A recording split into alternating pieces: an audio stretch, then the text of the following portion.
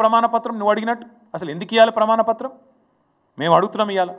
ఈ లెక్కలన్నీ దాచిపెట్టి ఇగో ఈ పైసలు ఏవైతే మేము వేసినామో అవన్నీ దుర్వినియోగమైనాయని చెప్పి క్రషర్లకు పోయినాయి, రియల్ ఎస్టేట్కి పోయినాయి, గుట్టలకు పోయినాయి, రాళ్ళు రప్పలకు పోయినాయి అని అడ్డమైన దౌర్భాగ్య భాష ఏదైతే ప్రభుత్వం మాట్లాడుతుందో ఇది కేవలం రైతు బంధు పథకాన్ని బొందబెట్టేందుకే.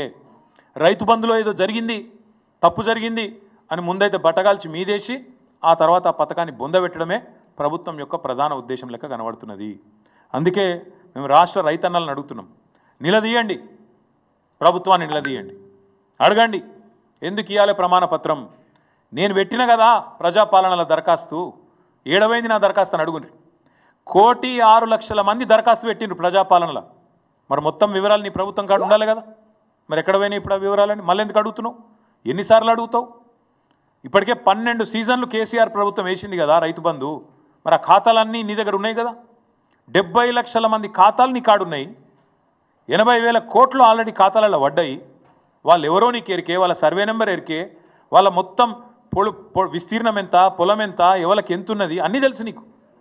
తెలిసి కూడా ఇవాళ మళ్ళొక్కసారి నువ్వు ఈ ప్రయత్నం చేస్తున్నావంటే ఖచ్చితంగా ఇవాళ కటింగులు పెట్టేందుకు ఎగ్గొట్టేందుకే అనేది స్పష్టంగా కనబడతా ఉన్నది.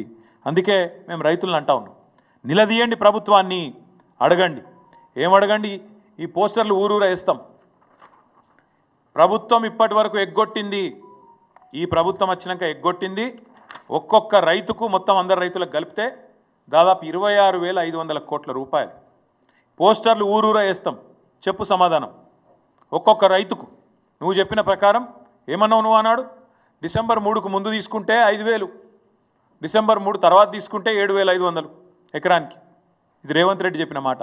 వేసినావా మరి 7,500 చొప్పున? ఒక్కలకన్నా పడ్డదా ఈ రాష్ట్రంలో? అందుకే మేము అంటున్నాం, ఒక్కొక్క రైతుకు ఒక్కొక్క ఎకరానికి నువ్వు పడ్డ బాకీ 17,500 రూపాయలు. ఒక ఎకరానికి బాకీ 17,500. ఒక ఎకరానికి 17,500 అయితే ఇగో 2 ఎకరాలకు ఎంత, ఎవరికైనా ఎక్కలు రాకపోతే 2 ఎకరాలకు ఎంత, 3 ఎకరాలకు ఎంత, 7 ఎకరాలకు ఎంత, ఇవన్నీ ఊరూరా పోస్టర్లు వేస్తాం. రైతులు అడుగుతారు, ప్రభుత్వాన్ని సమాధానం చెప్పాలి. ఎందుకంటే నువ్వు తప్పించుకుంటా అనుకుంటున్నావు, రైతు బంధును మొత్తానికి బొండిగా విసికి చంపేస్తా అనుకుంటున్నావు, రైతు బంధును లేకుండా చేస్తే కేసీఆర్ ఆనవాళ్ళు లేకుండా పోతాయి అనే ఒక చిల్లర ప్రయత్నం రేవంత్ రెడ్డి చేస్తున్నాడు. కానీ వదిలిపెట్టాం, బరాబర్ అడుగుతాం, అన్నీ అడుగుతాం. దమ్ముంటే ప్రభుత్వానికి డిక్లరేషన్ నువ్వు ఎంత రుణమాఫీ చేసినావు, ఏ ఊళ్ళో ఎంతమందికి అయింది, ఎన్ని పైసలు ఇచ్చినావు, నువ్వు పెట్టు ప్రమాణపత్రం, నువ్వు పెట్టు డిక్లరేషన్. ఏ ఊళ్ళో ఎంతమందికి రైతు బంధు పోయింది, ఎన్ని పైసలు పోయినాయి, ఎవరికి ఎంత ముట్టినాయి, దమ్ముంటే పెట్టు. బోనస్ ఎవరికి ఎంత వచ్చింది ఊళ్ళే పెట్టు. ఏ ఊరికి రైతు కూలీలు ఎంతమంది ఉన్నారో పెట్టు. ఏ ఊళ్ళో కౌలు రైతులు ఎంతమంది ఉన్నారో పెట్టు. భూ యజమానులు ఎంతమంది ఉన్నారో పెట్టు. అప్పుడు హిసాబ్ కితాబ్ మొత్తం కూడా రైతులు లెక్కదిస్తారు. మా దగ్గర స్పష్టమైన సమాచారం ఉంది కాబట్టే ఆ రోజు భూ రికార్డుల ప్రక్షాళన చేసి వెంటనే మేము మొత్తం రైతాంగానికి 70 లక్షల మంది రైతులు 1,52,00,000 ఎకరాలకు టంచన్గా రైతు బంధు వేసినాం. మా దగ్గర క్లారిటీ ఉంది. ఒక్క పైసా లంచం లేకుండా, ఒక్క రూపాయి అవినీతికి ఆస్కారం లేకుండా చేసినాం. జోరుదారుగా రైతు ఒక రారాజులాగా కేసీఆర్ గారు ప్రభుత్వంలో బతికిండు. మరి ఇప్పుడు మీ ప్రభుత్వం వచ్చినాక బిచ్చగాన్ లెక్క రైతు ప్రమాణపత్రం ఇవ్వాలి అనలేదు. అనలేదు దొంగతనం జరిగినట్టు 22,000 కోట్లు దారి మళ్ళినాయి. ఎవరికి పోయినా 22,000 కోట్లు చెప్తావా? దమ్ముందా ఈ ప్రభుత్వానికి? ఎక్కడ పోయినా 22,000 కోట్లు చెప్తాందుకు పెట్టు, లెక్క పెట్టు. సూర్యాపేటలో ఎంత, సూర్యాపేట నియోజకవర్గంలో ఎన్ని పైసలు పోయినాయి, సిరిసిల్ల నియోజకవర్గంలో ఎన్ని పోయినాయి, మహబూబ్నగర్లో ఎన్ని పోయినాయి, హుజురాబాద్లో ఎన్ని పోయినాయి, మెదక్లో ఎన్ని పోయినాయి, మొత్తం పెట్టుర్రి. ఏ ఊరికి ఆ ఊరు పెట్టి లెక్క. అప్పుడు మొత్తం రాష్ట్ర రైతాంగం తీస్తుంది, హిసాబ్ కితాబ్ మొత్తం తీస్తుంది. ఎవరు దొంగలు, ఎవరు ఏంది, ఎవరు కాంగ్రెస్ వాళ్ళ మాటలేంది, ఇప్పుడేం జరుగుతున్నది విలేజ్ వైజ్ పెట్టండి, గ్రామాల వారీగా పెట్టండి, గ్రామ పంచాయతీ కాడ పెట్టండి. అవసరమైతే ప్రతి గ్రామంలో రైతు వేదిక ఉంది, రైతు వేదికల కాడ పెట్టండి.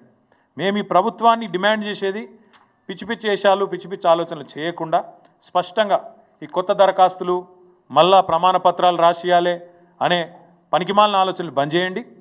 మొత్తంగా మీరే ఈ ప్రజాపాలన పేట తీసుకున్న దరఖాస్తులు మీ కాడ ఉన్నాయి, కొత్తగా తీసుకునే అవసరం లేదు. అందులో స్పష్టంగా రాసింది రైతు భరోసా కూడా తీసుకుంటున్నామని. మరి మళ్ళీ ఎందుకు తీసుకుంటున్నారో చెప్పండి. దమ్ముంటే ప్రభుత్వం గ్రామ పంచాయతీల వారీగా లిస్టు పెట్టాలి. గ్రామ పంచాయతీల వారీగా లిస్టు పెట్టు. ఏ ఊళ్ళో రుణమాఫీ ఎంత అయింది, రైతు బంధు ఎంతమందికి వచ్చింది, కౌలు రైతులు ఎంతమంది ఉన్నారు, భూ యజమానులు ఎంతమంది ఉన్నారు, రైతు కూలీలు ఎంతమంది ఉన్నారు, దుర్వినియోగం ఏ ఊళ్ళో ఎంత అయింది అది కూడా పెట్టు.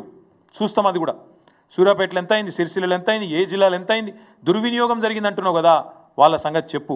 అదేవిధంగా లబ్ధిదారులు ఎవరు దుర్వినియోగం చేసినా కూడా పేరు పెట్టు. ఫలానా ఊళ్ళే ఫలానా ఎల్లయ్య చేసిండు, ఆయన పేరు పెట్టు. మొత్తం ఊరు చూస్తుంది.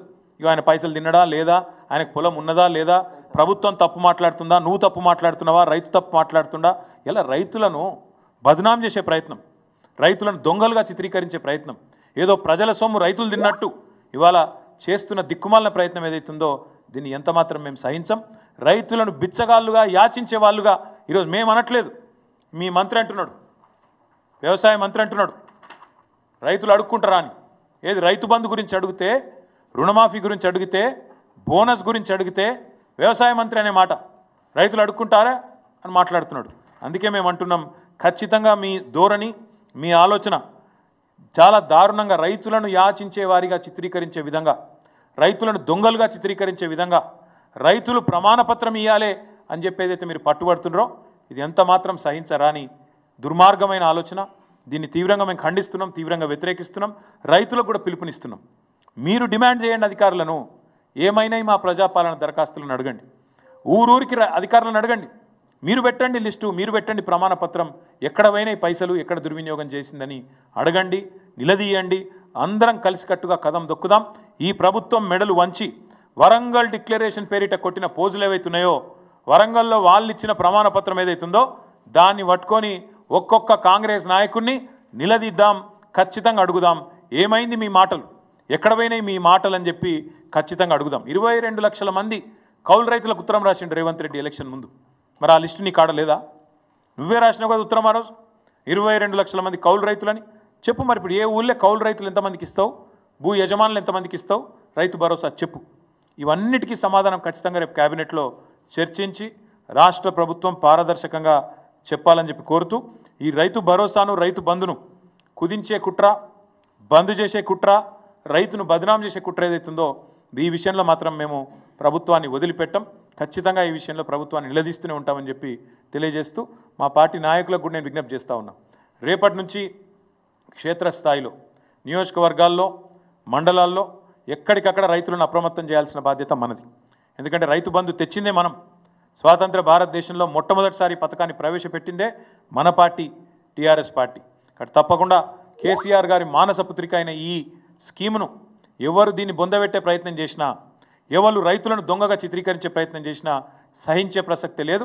ఏ ఊరికి ఆ ఊరు, ఏ మండలం కా మండలం, ఏ నియోజకవర్గానికి ఆ నియోజకవర్గం అందరం కదం దొక్కుదాం, రైతులను చైతన్యవంతుల్ని చేద్దాం. ఖచ్చితంగా సంక్రాంతి లోపలనే ప్రభుత్వం మెడలు వంచి ప్రతి రైతుకి, అర్హుడైన ప్రతి రైతుకి ఖచ్చితంగా రైతు భరోసా, వీళ్ళు బాకీ పడ్డది ఎకరానికి 17,500 రూపాయలు బాకీ పడ్డరు, అది ఇప్పించే ప్రయత్నం కూడా మనమే చేయాలని చెప్పి కూడా తెలియజేస్తూ, మరి రేపు క్యాబినెట్లో సరైన నిర్ణయం తీసుకొని బుద్ధి తక్కువ ఆలోచనలు చేయొద్దని ప్రభుత్వానికి కూడా విజ్ఞప్తి చేస్తూ మీ అందరికీ కూడా ధన్యవాదాలు.